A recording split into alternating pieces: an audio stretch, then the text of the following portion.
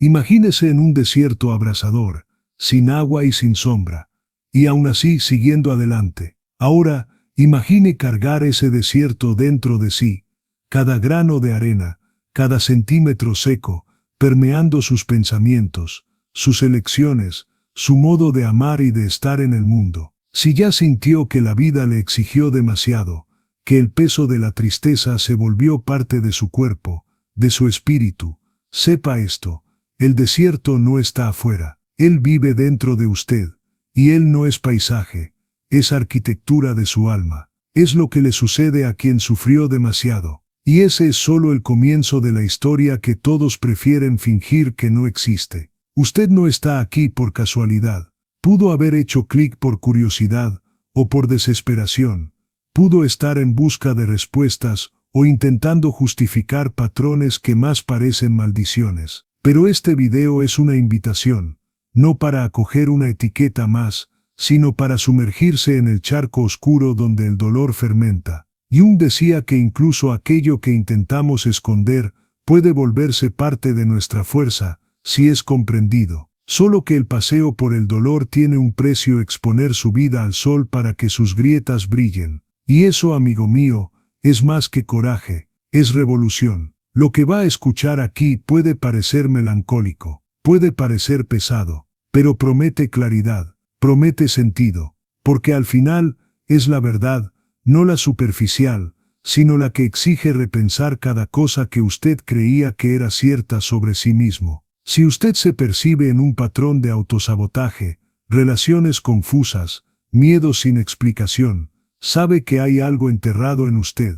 y puede sentir que esa cosa quiere nacer, o morir. El sufrimiento moldea nuestra personalidad como el viento afila la roca, esculpe regiones de uno mismo que aprenden a sobrevivir, pero que muchas veces bloquean lo que podría hacernos íntegros. Para algunos, esto significa endurecer, reforzar defensas, volverse invisibles a los ojos del mundo para que nadie más vea lo que cuesta mantenerse íntegro por dentro. Para otros, endulzar el corazón de forma tan intensa que, a la menor señal de rechazo, el alma se vuelve ruina. Y hay aún aquellos que aprenden a sonreír siempre, incluso cuando todo se desgarra por dentro. La sonrisa es como una máscara preciosa. Esconde la cicatriz, apaga el grito, pero su eco continúa, silencioso. No te muestres, no te importe, no sientas, pero sentir es inevitable, y si sentir no es integrado, esto moldea, y muchas veces distorsiona, la forma en que usted se mueve en el mundo. Jung decía que la psique busca siempre equilibrio, incluso si aparenta disfunción. Lo que parece fragilidad puede esconder tremendo poder, el poder de resistir, de transformar, de renacer. Pero para que esto suceda, es preciso mirar con honestidad, es preciso dar nombre al paisaje interior, y es preciso coraje para desmantelar ladrillo a ladrillo aquello que el dolor erigió, porque es eso lo que usted está haciendo. Ahora, al ver este video, paso a paso, vamos a desvelar cómo el sufrimiento crea estructuras invisibles en su personalidad, mecanismos que usted ni sabía que presenciaba, pero que dirigen el pensamiento, las decisiones, las relaciones, la creatividad, el miedo y hasta su capacidad de amar. Y al final, vamos a mostrar cómo transformar ese peso en material del alma, materia prima para una nueva forma de existir. Si en la etapa anterior revelamos el desierto interno forjado por el dolor, ahora necesitamos entender cómo usted, de manera inconsciente y valientemente, intentó sobrevivir en ese ambiente inhóspito. Porque es eso lo que ocurre en el intento de protegerse. La psique construye escudos, piedras invisibles, formas de ser que parecen fuertes, pero cargan el peso de quien ya perdió demasiado. El endurecimiento emocional, imagine una concha gruesa, resistente, que cubre sus centros más vivos, un mecanismo de defensa que se cristaliza como respuesta al dolor de exponerse. Aquellos que sufrieron demasiado, aprenden a endurecer. No es frialdad, es instinto, no es maldad, es escudo. Esa coraza emocional puede manifestarse como no me importa, no siento tanto, ya pasé por esto antes, y muchas veces esta ingenuidad operante impide que usted vea su propia sed de cura. En este proceso se descubre que la supervivencia requiere silencio, pero el silencio puede robar la voz del alma. La hipervigilancia como segunda piel, además de la coraza, surge otro escudo, la percepción agudizada, casi predatoria. La atención se vuelve hacia cada detalle, una mirada que se prolonga, una sílaba que vacila, una llamada que se retrasa, y el cuerpo reacciona rápidamente, tensión, retracción, ansiedad. Esa hipervigilancia fue esencial en tiempos de dolor, un mecanismo de alerta que decía, mantente atento, evita el próximo golpe. Pero cuando se extrapola a la vida presente, se convierte en cárcel. Vivir con el corazón en constante patrulla dificulta amar, ser amado, relajarse. Cada relación se vuelve un campo lleno de minas emocionales. El control como respuesta a la incertidumbre, en un segundo estadio, el intento de castración de la imprevisibilidad trae un deseo intenso por control, sobre sí, sobre los demás, sobre el ambiente. Quien sufrió demasiado, frecuentemente construye rutinas rígidas, agendas llenas, o patrones rígidos de comportamiento. El problema no es querer organizarse, es querer anticipar, dominar, sacrificar flexibilidad en nombre de la seguridad. Pero el control nunca cura, solo pospone el colapso emocional por un tiempo, hasta que la falla inevitable resuene más fuerte que el escudo. Fascinación por el sufrimiento ajeno. Si usted endureció, se puso en alerta e intentó controlar, el siguiente paso pudo haber sido invertir aún más en historias de dolor,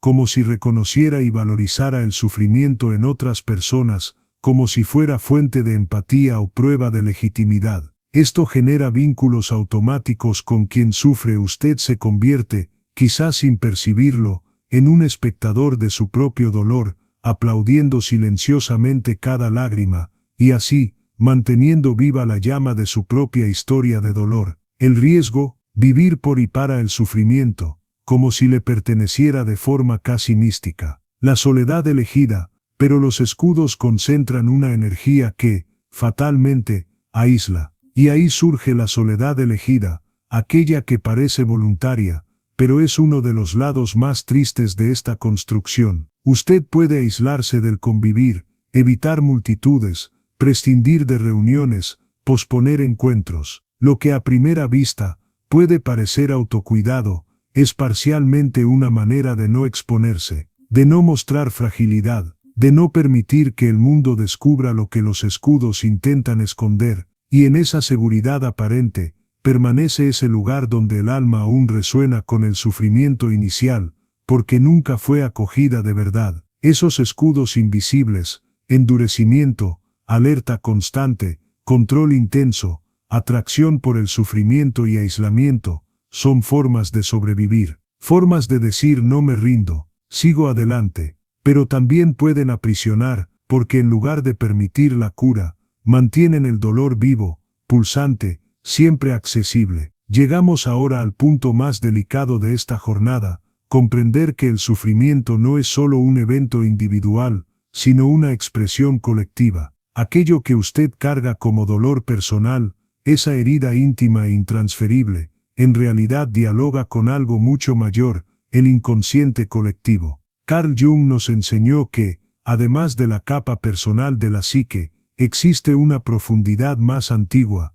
más vasta, una región del alma donde todos los seres humanos comparten símbolos, patrones y experiencias. A esto él le dio el nombre de arquetipos. Y el sufrimiento, por más singular que parezca, resuena en arquetipos universales: el excluido, el herido, el sobreviviente, el sacrificado. La pregunta ahora es, ¿qué arquetipo habita su sufrimiento? Usted puede pensar que solo está lidiando con un rechazo amoroso, una traición antigua, un abandono infantil, pero al examinar más de cerca, percibirá que esas experiencias tienen ecos mitológicos. El abandono vivido puede ser la repetición simbólica del mito de Quirón, el sanador herido. El dolor de no ser visto quizás dialoga con el arquetipo del invisible, aquel que se sacrifica y no es recordado. La sensación de ser traicionado puede reverberar con el símbolo del hijo exiliado, aquel desterrado de la confianza. Esos no son solo nombres poéticos, son patrones vivos que emergen del inconsciente colectivo y se amoldan a su dolor personal como si estuvieran esperando para encarnar en usted. Y aquí está el peligro y el potencial, cuando el dolor se transforma en identidad arquetípica, gana fuerza, pero también atrapa. Usted deja de ser alguien que sufrió y se convierte en el propio símbolo del sufrimiento, y cuando esto sucede, la cura se distancia, pues hay una especie de fascinación mítica con la propia herida. El sufrimiento se convierte entonces en un templo sombrío, donde usted regresa para rezar, para confirmar que aún siente, que aún vive. Pero lo que Jung nos alerta es que todo arquetipo, cuando es inconsciente, tiene el poder de poseernos. El sanador herido puede convertirse en un mártir compulsivo. El excluido puede transformar su dolor en orgullo y autosabotaje. El sobreviviente puede volverse incapaz de vivir en paz, pues solo sabe existir en crisis. En este punto, la psicología junguiana se vuelve no solo terapéutica, sino profundamente espiritual. El dolor que usted siente quizás no sea solo suyo. Quizás usted sea el portador momentáneo de un dolor ancestral, repetido por generaciones, esperando a alguien que lo vuelva consciente. El sufrimiento es entonces un pedido del inconsciente colectivo para que la conciencia despierte, para que la historia sea reescrita con nuevos símbolos. Pero atención, esto no significa negar el dolor individual, al contrario, significa honrarlo como puerta de entrada a un trabajo interior más profundo. Significa mirar su sufrimiento no como un error, sino como una convocatoria. La herida, en este contexto, es el lugar donde el self, el centro unificador de la psique, busca emerger. Es como si su sufrimiento dijera, preste atención aquí, es por este agujero por donde el alma quiere pasar. Entonces, deténgase ahora y mire con más cuidado su dolor. ¿Qué forma tiene? ¿Qué color? ¿Qué historia repite? ¿Qué imágenes evoca en sus sueños? Usted puede estar viviendo un drama que resuena mucho más allá de sí mismo, y si tiene el coraje de encararlo con conciencia, con presencia, con entrega, usted se convertirá en más que una víctima del dolor, se convertirá en su alquimista. Si en la etapa anterior reconocimos que el sufrimiento personal puede contener ecos de arquetipos colectivos, ahora necesitamos sumergirnos en uno de sus destinos más peligrosos, la sombra. Porque cuando el dolor no es integrado a la conciencia, cuando no encuentra palabras, símbolos, acogida o expresión, no desaparece, desciende. Y allí, en las capas más profundas de la psique, se transforma en sombra activa, pulsante, invisible, y sobre todo poderosa. Carl Jung describió la sombra como todo aquello que el ego, la parte consciente de nosotros, rechaza, niega, reprime, o simplemente no logra soportar. Pero no es solo el lado malo de nosotros mismos. La sombra contiene todo el potencial negado, todos los sentimientos silenciados, todos los impulsos no aceptados, incluso virtudes no reconocidas. En el contexto del sufrimiento, la sombra se convierte en el lugar donde guardamos el trauma no digerido, la rabia que no pudo ser sentida, el miedo que fingimos no tener, la vulnerabilidad que fue castigada. Imagine a alguien que sufrió una infancia de abandono. Esa niña, para sobrevivir, aprende a no depender de nadie. Crece fuerte, autosuficiente, racional, pero en el fondo, en las raíces del alma, la sombra guarda un grito silencioso. Necesito ser amado, necesito ser cuidado. Solo que esto no puede decirse. Sería demasiado débil, demasiado peligroso. Entonces esa necesidad comienza a manifestarse a través de comportamientos distorsionados, control excesivo, celos, frialdad, sabotaje de relaciones. La sombra se expresa, y cuanto más ignorada, más domina. El sufrimiento, cuando es negado, forma un doble secreto, una identidad paralela que vive en nosotros sin ser reconocida. Es esa parte que explota cuando juramos estar tranquilos, que sabotea cuando estamos cerca de lograr algo importante, que atrae patrones repetidos como si hubiera un imán invisible. Todo esto no es mala suerte, es la sombra actuando, y actúa con precisión quirúrgica, porque conoce cada resquicio de nuestra estructura emocional. Pero Jung nos enseñó algo precioso: la sombra no es enemiga, es el portal, guarda lo que necesitamos rescatar. Nos confronta no para destruirnos,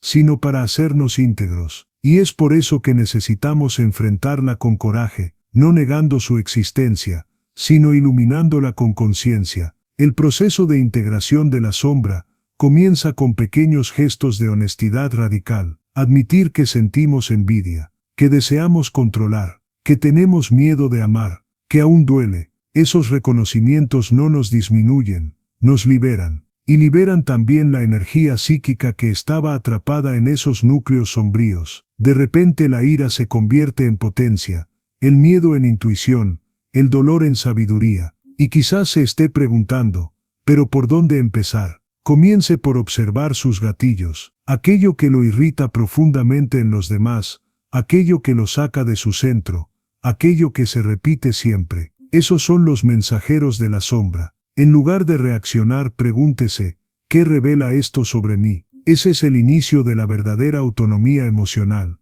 Llegamos a un momento crítico de esta jornada. Ya no hablamos de dolor como algo a evitar, sino como una fuerza a ser escuchada. La sombra, una vez reconocida, comienza a revelarse no como enemiga, sino como maestra. Y es aquí donde la verdadera alquimia junguiana se inicia, el proceso en que el sufrimiento deja de ser herida abierta y comienza a transmutarse en conciencia. Pero ¿cómo ocurre esa transmutación? Jung nos enseñó que nada se vuelve consciente sin antes provocar dolor. La conciencia no es un estado que simplemente se alcanza leyendo libros o con frases inspiradoras. Nace del enfrentamiento. Es hija del choque entre lo que somos y lo que negamos ser, entre la luz que intentamos mantener y la oscuridad que insiste en habitarnos. Cuando dejamos de huir del dolor y decidimos mirarlo a los ojos, algo extraordinario sucede. Comienza a hablar, no con palabras, sino con símbolos, imágenes, sensaciones. Se convierte en sueño, se convierte en impulso creativo, se convierte en intuición. En ese punto el sufrimiento se transforma en lenguaje del alma, y quien se atreve a escucharlo,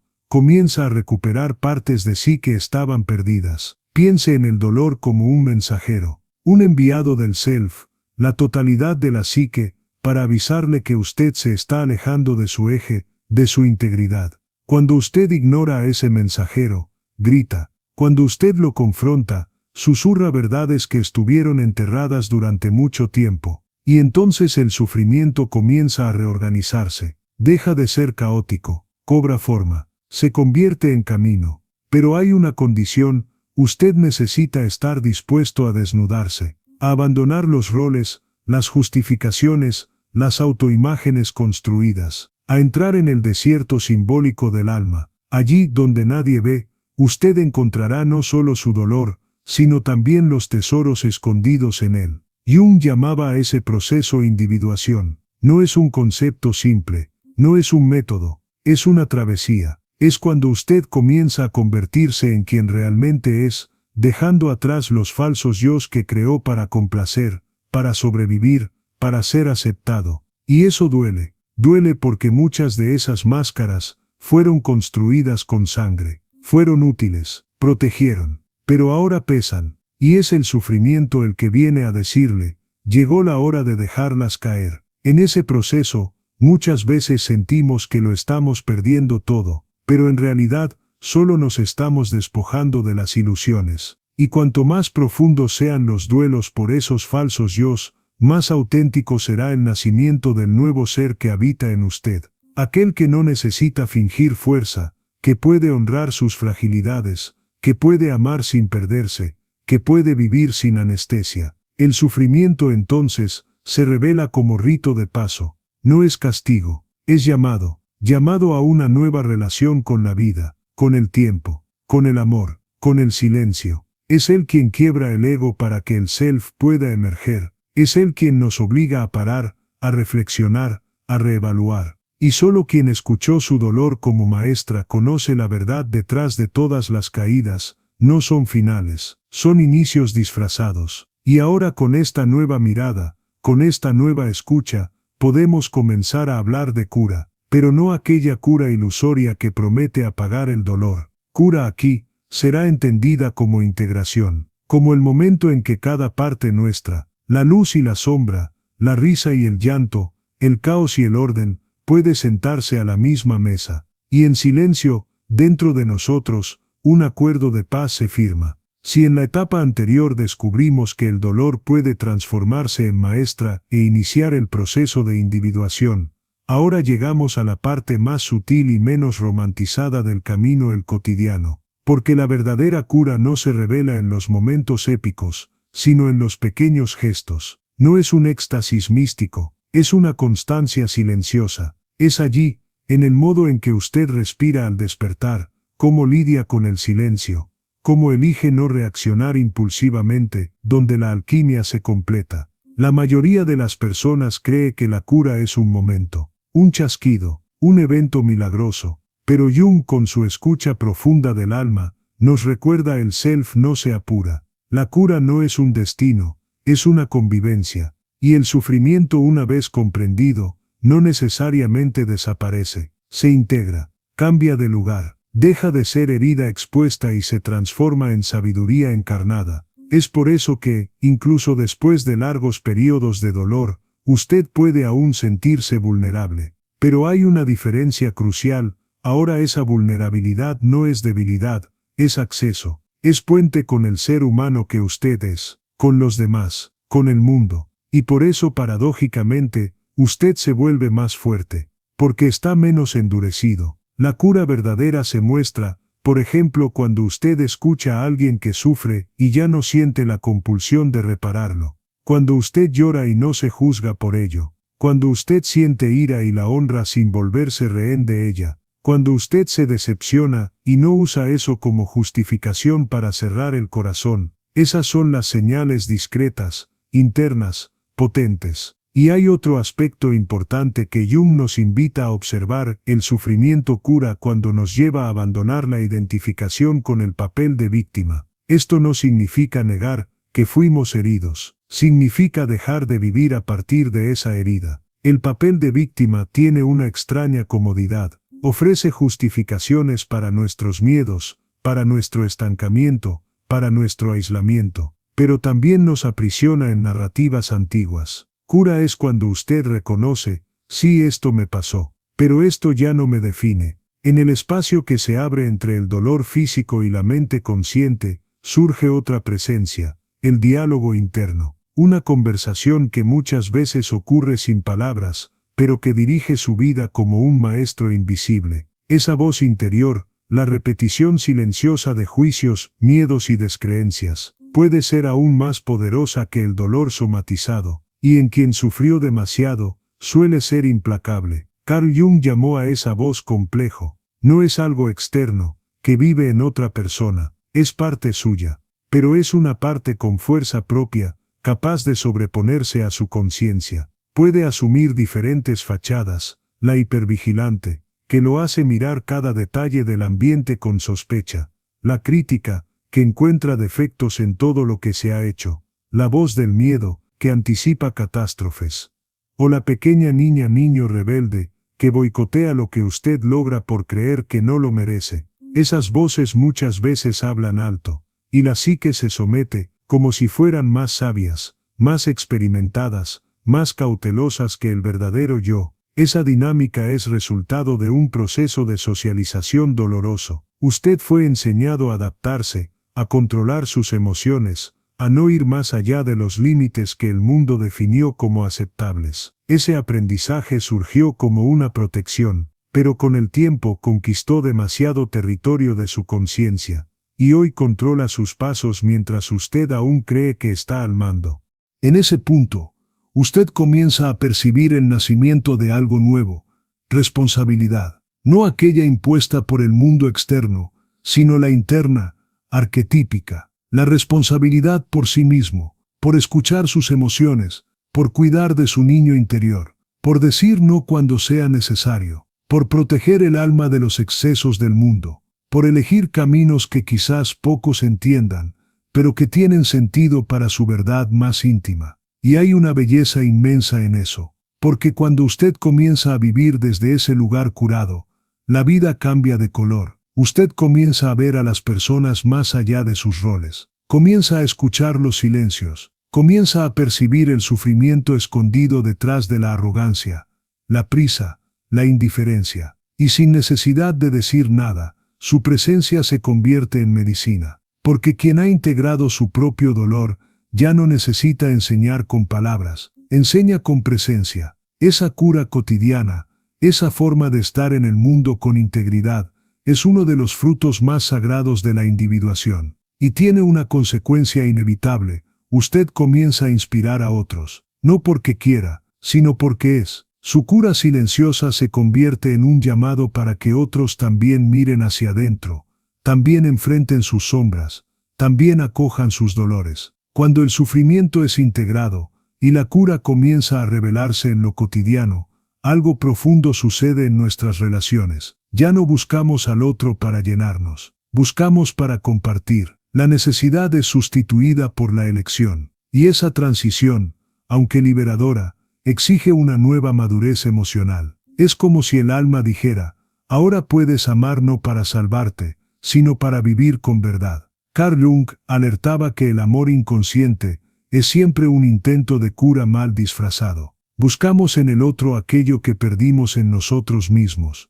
Nos enamoramos de nuestra sombra proyectada. Creamos expectativas irreales. Esperamos ser salvados, comprendidos, redimidos. Y cuando el otro falla, porque inevitablemente falla, sentimos el dolor de aquello que nunca fue sobre él, sino que siempre fue nuestro. Pero después del dolor bien comprendido, ese juego cambia. El otro deja de ser espejo y pasa a ser encuentro. Usted comienza a ver no más lo que él representa para usted, sino quién es realmente. Esto puede ser desafiante, porque muchas veces percibimos que gran parte de nuestros vínculos no fueron construidos con base en el amor real, sino en el intento inconsciente de anestesiar el dolor. Las relaciones verdaderas solo son posibles entre personas que se conocen, y esto incluye conocer sus sombras, sus vacíos, sus impulsos destructivos. Cuando alguien que sufrió demasiado comienza a conocerse,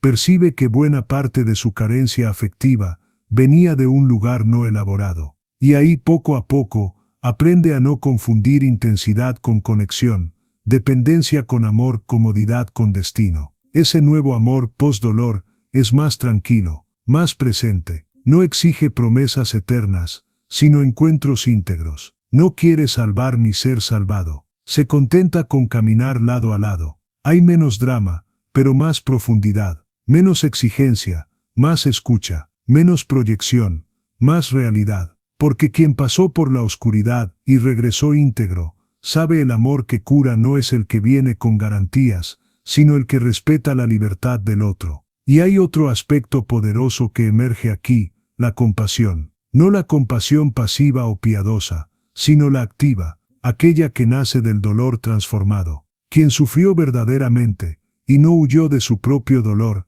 desarrolla una capacidad de escuchar sin juzgar, de acoger sin invadir, de amar sin exigir. Esa compasión se convierte en un lazo profundo, una fuerza que atraviesa los ruidos de la comunicación superficial y toca el ser. En esta etapa, muchos comienzan a revisar sus vínculos. Perciben que algunas relaciones eran mantenidas por miedo, culpa, conveniencia. Y es aquí donde la individuación propone otro paso difícil, pero liberador: el desapego consciente. Dejar ir no porque no ama, sino porque el amor no basta si no hay reciprocidad de alma. Porque mantener un vínculo que hiere su integridad es traicionar el proceso de cura que fue tan arduamente conquistado. Kuhn decía que, mientras usted no haga consciente lo que está en el inconsciente, él dirigirá su vida, y usted lo llamará destino. Este principio vale para el amor. Cuando amamos inconscientemente,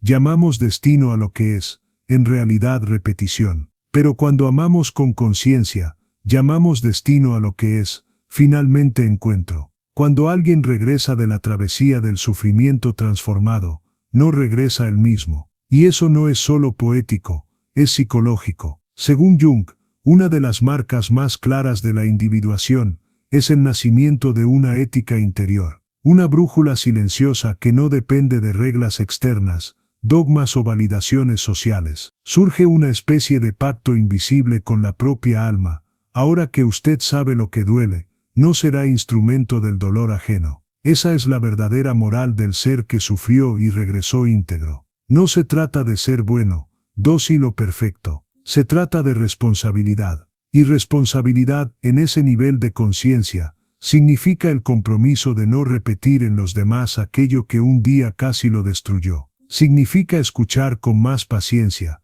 hablar con más presencia, tocar con más cuidado, porque usted reconoce en los ojos del otro el abismo que un día fue el suyo. Esa ética no necesita ser dicha, se manifiesta en decisiones pequeñas y profundamente simbólicas. Usted no manipula porque sabe lo que es ser manipulado. Usted no miente porque conoce el dolor de haber creído en ilusiones. Usted no abandona silenciosamente porque ya sintió lo que es ser dejado en la oscuridad. Usted no promete lo que no puede cumplir porque entiende el peso de las palabras para un corazón herido. Y esto va más allá de la relación con los demás. La ética del alma se revela, sobre todo en la relación consigo mismo. Quien ya sufrió demasiado y ha integrado su dolor, aprende a dejar de herirse en silencio. Aprende a escuchar sus límites. Aprende a no violentarse para caber en espacios demasiado pequeños para su propia grandeza. Aprende a decir no con amor y a decir sí con integridad. Porque cada elección ahora es sagrada. Kuhn sabía que el proceso de individuación era también un proceso ético. Porque al convertirse en quien uno es, sin máscaras, sin proyecciones, sin idealizaciones, el individuo inevitablemente toca la realidad del otro. Y esa realidad exige respeto. El dolor no nos hace moralmente superiores, pero nos ofrece una elección: repetir el ciclo o interrumpirlo. Vivir como un cuerpo más en guerra, o como un alma en paz. Es por eso que, al llegar a este punto de la jornada, muchos sienten un llamado profundo por algo que no siempre saben nombrar: servicio. No el servicio sumiso, sacrificial, donde la persona se anula para complacer, sino el servicio auténtico, donde su simple presencia en el mundo ya es una ofrenda. Usted se convierte en aquel que escucha, que acoge, que no juzga, no porque lo decidió, sino porque el dolor, cuando se transforma, se convierte en sabiduría. Y esa sabiduría tiene un poder que las palabras no alcanzan. Vibra en la mirada, en el gesto, en el silencio. Inspira sin querer, sana sin tocar, porque viene del alma, y las almas que han sanado su dolor no brillan, calientan, no llaman la atención, acogen, no se imponen, invitan. Y el mundo tan carente de verdades, reconoce ese tipo de presencia incluso antes de entender el porqué. Cuando el sufrimiento se transforma en sabiduría, y el dolor deja de ser una cárcel para convertirse en camino, algo comienza a emerger de lo más profundo del alma, el impulso de dejar un legado. Pero no un legado hecho de fama, conquistas o grandes monumentos. El verdadero legado de quien sufrió es invisible. Vive en las pequeñas elecciones, en los silencios respetados, en la presencia que acoge sin intentar arreglar. Carl Jung decía que hay momentos en que el inconsciente colectivo actúa a través de individuos. Son personas comunes, padres, madres, maestros, artistas, amigos, que al enfrentar sus sombras, se convierten en canales de cura para el mundo a su alrededor. Y ese tipo de cura no ocurre en consultorios ni en escenarios. Ocurre en la mesa del café, en el abrazo silencioso, en el no juzgar, en la mirada que dice, entiendo, y estoy aquí. Las personas que sufrieron demasiado, y no sucumbieron a la amargura, se convierten en guardianes de una sabiduría que no se enseña con palabras. Caminan con un tipo de autoridad que no necesita títulos. Es la autoridad de lo vivido, del cuerpo que sangró y cicatrizó, del alma que cayó, que se rompió, pero que eligió recomponerse sin perder la delicadeza. Y es ahí donde reside lo sagrado, no en los rituales distantes, ni en las catedrales frías. Lo sagrado verdadero pulsa en quien tiene el coraje de seguir amando después de haber sido herido, en quien mantiene la calma cuando todo invita a la guerra, en quien sabe decir,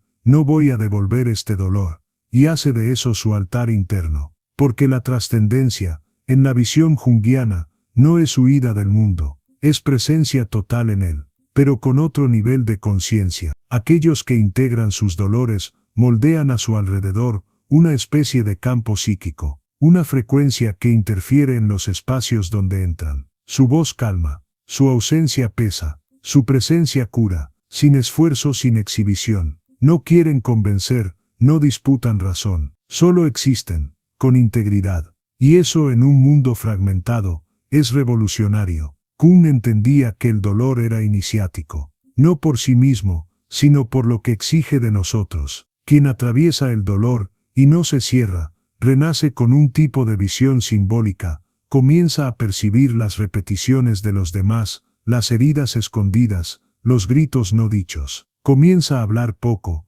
pero con precisión, a actuar menos, pero con dirección. Se convierte en un punto de referencia silencioso para quien aún está perdido. Ese es el mayor legado, ser un espejo que no distorsiona, ser una presencia que no exige, ser una memoria viva de que es posible sobrevivir a lo peor, y aún así elegir lo mejor. Ser aquel que no romantiza el sufrimiento, sino que lo honra, porque sabe que fue allí, en la oscuridad más profunda, donde encontró la semilla de su propia verdad. Y no hay herencia más poderosa que la verdad vivida, porque es transmisible sin palabras. Un niño puede sentirla en un abrazo, un extraño puede reconocerla en un gesto, y quien está a punto de caer puede ser salvado solo por saber que alguien, un día cayó, y se levantó.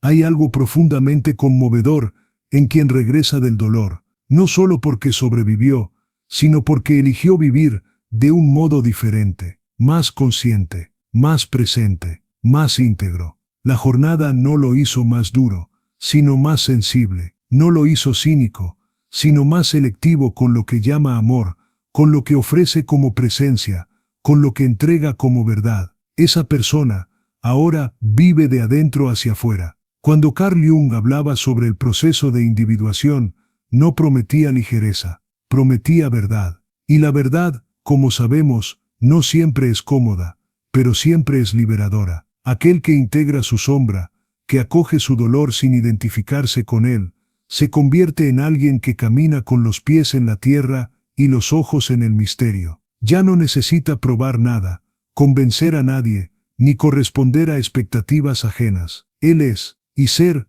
en ese nivel, es revolucionario. En un mundo que nos exige máscaras, el simple acto de vivir con autenticidad se convierte en un gesto radical. El dolor que antes paralizaba ahora se convirtió en brújula. El trauma que sofocaba se volvió puente. El sufrimiento que era prisión se transformó en pasaje. Y quien atravesó todo eso carga ahora algo raro, un tipo de sabiduría silenciosa que toca más hondo que cualquier discurso. Esas personas no están por encima de nadie. Al contrario, están profundamente entre nosotros, pero con otra mirada. Cuando hablan, no hablan para brillar, sino para recordar. Cuando escuchan, no escuchan para responder, sino para sentir. Cuando tocan, no tocan por carencia, sino por presencia. Y esto, ese simple ser con integridad, es el verdadero milagro. Por eso, si usted ha llegado hasta aquí, sepa forma parte de una minoría preciosa. Ese grupo invisible de almas que elige no solo sobrevivir,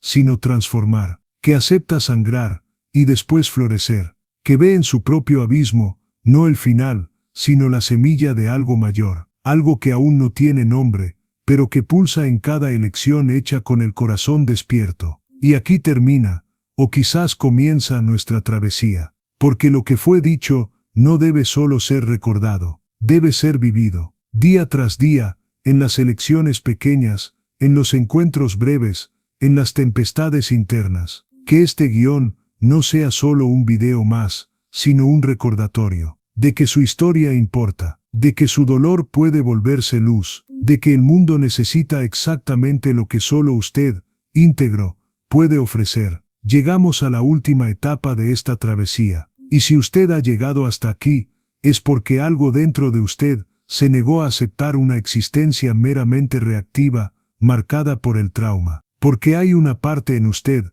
quizás aún herida, quizás aún frágil, que aún así nunca dejó de buscar sentido. Y esa parte a la que ahora hablamos, no con promesas vacías, sino con la certeza de quien ya vio la oscuridad por dentro y regresó con los ojos llenos de estrellas. Carl Jung decía, que aquello que no enfrentamos en nosotros mismos, lo encontraremos como destino. Pero el reverso también es verdadero, aquello que acogemos en nosotros, transforma nuestro destino en misión, porque el dolor, cuando ya no nos define, nos orienta, y aquello que un día fue herida, se convierte en cicatriz sagrada, marca viva de un camino que pocos tienen el coraje de recorrer. Y cuando el yo se vuelve íntegro, surge una pregunta inevitable: ¿qué hago con esta integridad? Y es ahí donde nace el verdadero propósito, no como meta de productividad o prestigio, sino como consecuencia natural de un alma despierta. El propósito entonces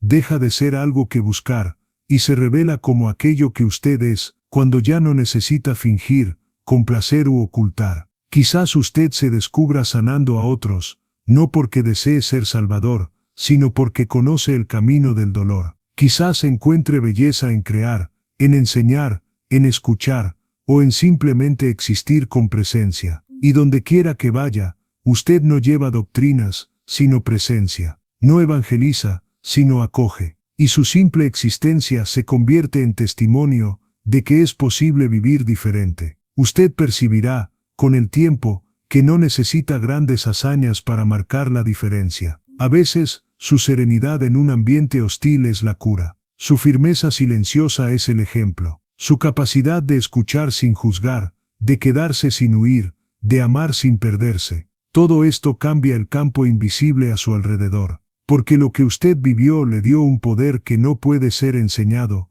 el de ser espejo para quien aún no se ha visto. Esta es la belleza del camino profundo, no lo aleja del mundo, lo prepara para habitarlo con más conciencia, no lo blinda del dolor, le enseña a no fragmentarse ante él, y sobre todo le devuelve a sí mismo, íntegro, presente, humano. Llegamos a la última etapa de esta travesía, y si usted ha llegado hasta aquí, es porque algo dentro de usted se negó a aceptar una existencia meramente reactiva, marcada por el trauma. Porque hay una parte en usted, quizás aún herida, quizás aún frágil, que aún así nunca dejó de buscar sentido. Y es a esa parte a la que ahora hablamos, no con promesas vacías, sino con la certeza de quien ya vio la oscuridad por dentro y regresó con los ojos llenos de estrellas. Carl Jung decía que aquello que no enfrentamos en nosotros mismos, lo encontraremos como destino. Pero el reverso también es verdadero, aquello que acogemos en nosotros, transforma nuestro destino en misión. Porque el dolor, cuando ya no nos define, nos orienta. Y aquello que un día fue herida, se convierte en cicatriz sagrada, marca viva de un camino que pocos tienen el coraje de recorrer. Y cuando el yo se vuelve íntegro, surge una pregunta inevitable: ¿qué hago con esta integridad? Y es ahí donde nace el verdadero propósito, no como meta de productividad o prestigio, sino como consecuencia natural de un alma despierta. El propósito entonces deja de ser algo que buscar, y se revela como aquello que usted es, cuando ya no necesita fingir, complacer u ocultar. Quizás usted se descubra sanando a otros, no porque desee ser salvador, sino porque conoce el camino del dolor. Quizás encuentre belleza en crear, en enseñar, en escuchar, o en simplemente existir con presencia. Y donde quiera que vaya, usted no lleva doctrinas, sino presencia. No evangeliza, sino acoge. Y su simple existencia se convierte en testimonio de que es posible vivir diferente. Usted percibirá, con el tiempo, que no necesita grandes hazañas para marcar la diferencia. A veces, su serenidad en un ambiente hostil es la cura. Su firmeza silenciosa es el ejemplo. Su capacidad de escuchar sin juzgar, de quedarse sin huir, de amar sin perderse. Todo esto cambia el campo invisible a su alrededor.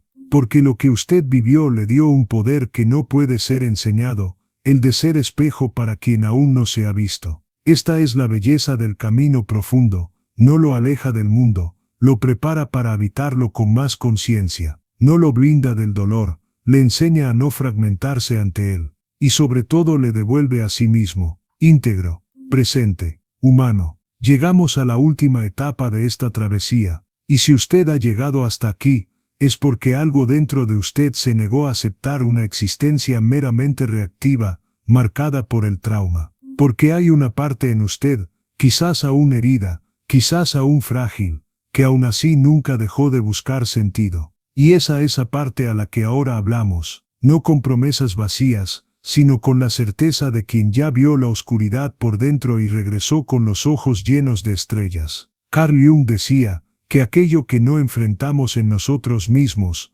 lo encontraremos como destino. Pero el reverso también es verdadero, aquello que acogemos en nosotros, transforma nuestro destino en misión. Porque el dolor, cuando ya no nos define, nos orienta. Y aquello que un día fue herida, se convierte en cicatriz sagrada, marca viva de un camino que pocos tienen el coraje de recorrer. Y cuando el yo se vuelve íntegro, surge una pregunta inevitable: ¿qué hago con esta integridad? Y es ahí donde nace el verdadero propósito, no como meta de productividad o prestigio, sino como consecuencia natural de un alma despierta. El propósito entonces deja de ser algo que buscar, y se revela como aquello que usted es, cuando ya no necesita fingir, complacer u ocultar. Quizás usted se descubra sanando a otros, no porque desee ser salvador, sino porque conoce el camino del dolor. Quizás encuentre belleza en crear, en enseñar, en escuchar, o en simplemente existir con presencia. Y donde quiera que vaya, usted no lleva doctrinas, sino presencia. No evangeliza, sino acoge. Y su simple existencia se convierte en testimonio de que es posible vivir diferente. Usted percibirá, con el tiempo, que no necesita grandes hazañas para marcar la diferencia. A veces, su serenidad en un ambiente hostil es la cura. Su firmeza silenciosa es el ejemplo. Su capacidad de escuchar sin juzgar, de quedarse sin huir, de amar sin perderse. Todo esto cambia el campo invisible a su alrededor. Porque lo que usted vivió le dio un poder que no puede ser enseñado, el de ser espejo para quien aún no se ha visto. Esta es la belleza del camino profundo, no lo aleja del mundo, lo prepara para habitarlo con más conciencia. No lo blinda del dolor, le enseña a no fragmentarse ante él, y sobre todo le devuelve a sí mismo, íntegro, presente, humano.